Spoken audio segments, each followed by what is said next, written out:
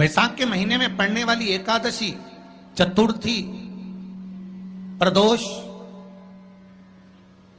अमावस्या, पूर्णिमा, शिवरात्रि, ये सभी इतनी महत्वपूर्ण क्यों हो जाती है?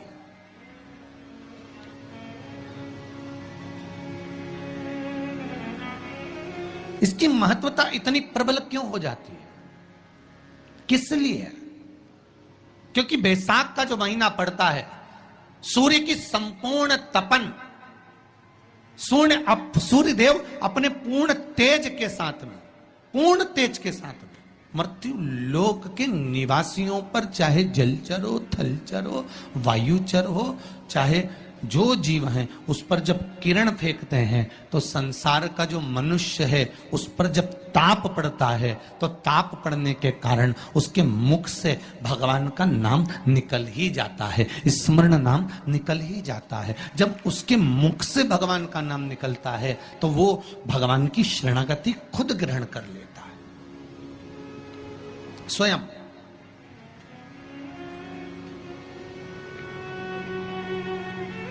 शरणागति ग्रहण कर लेना। बैसाख की पोथी पढ़ते हो आप लोग? आप में से अगर कोई पढ़ता हो बैसाख महीने की पोथी, तो उसमें एक वर्णन आता है।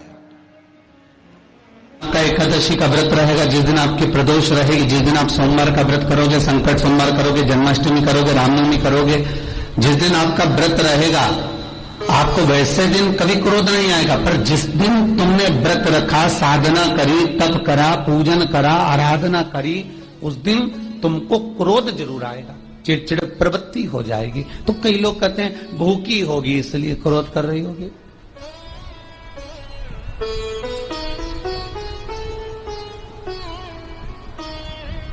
कई लोग कहते हैं कि भूख लग रही होगी इसलिए चिड़चिड़ प्रवृत्ति हो गई होगी। नहीं नहीं भाई, भूख से उसका कोई ताल्लुक नहीं है, क्योंकि रोज कोई जरूरी है कि वो इतना खाती हो कि नहीं खाती हो। कभी कभी तो दिन भर भूखी रह जाए तो भी क्रोध नहीं है। उसका कारण केवल इतना सा है कि उसका जो भजन का तेज पुंज है, उसके भजन का जो तप साधना है, वो इतनी प्रबल हो जाती है कि देवताओं को, इंद्र को बोलना पड़ता है कि इंद्र इसने 16 सोमवार कर लिए, इंद्र इसने मंगलवार कर लिए, इंद्र इसने ये व्रत पूरे कर लिए, और अगर इसके व्रत ये पूरे हो जाएंगे तो वर देने के लिए जाना पड़ेगा।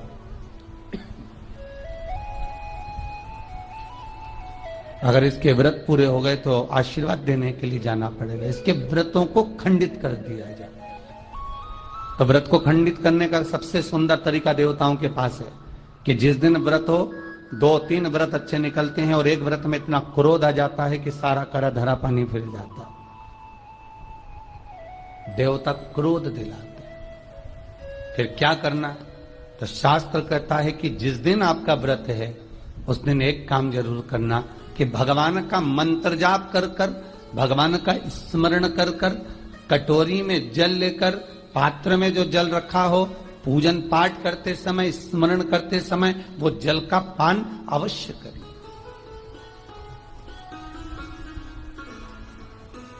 उस जल का पान अवश्य करें, उस जल को अवश्य। क्या होता है जल का पान करने से? शिव महापुराण की कथा कहती है, चाहे आप हनुमान चालीसा पढ़ें, चाहे आप राम रक्षा स्तोत्र पढ़ें, चाहे आप देवी कवच करें, चाहे आपकी मर्जी पड़े, जो पाठ पूजन करें, बस एक निवेदन है, पूजन पाठ करते समय एक कटोरी में, तांबे के कलश में, एक गिलास में जल अपने नजदीक में जरूर रखें।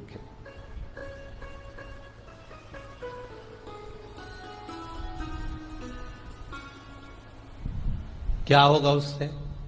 आप जितना पाठ करेंगे, आप जितना पूजन कर रहे हैं, आप जितनी आराधना कर रहे हैं, आप जितनी साधना कर रहे हैं, आप जितना तप कर रहे हैं, आप जितना हनुमान चालीसा, दुर्गा चालीसा, राम रक्षा स्तोत्र, यमुना अष्टक, गोवर्धन चालीसा, जो भी आप जप रहे हैं, जो भी आप सर्वोत्तम जी का पाठ करें, आप जिस भी पाठ को कर रहे हैं, उस पाठ को करते समय अगर जल तुम्हारे पास में रखा हुआ है तो तुमने जब पाठ किया तो उसका जो तात्विक अंश है वो जल के अंदर जाएगा, और वो जल जब हम ग्रहण करेंगे तो दशमी, ग्यारस और द्वादशी, दशमी, एकादशी और द्वादशी। एकादशी का व्रत, दशमी की रात्रि को जो आप भोजन करें वो सात्विक करें, एकादशी के दिन भोजन ना करें, अन्न का भाग ग्रहण ना करें,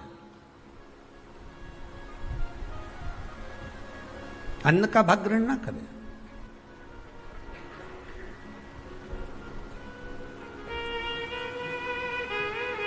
कितना सुंदर कहा है महाराज जी। यदि आपके यहां पर गौ माता है, आपके घर में अगर गौ माता विराज रही है,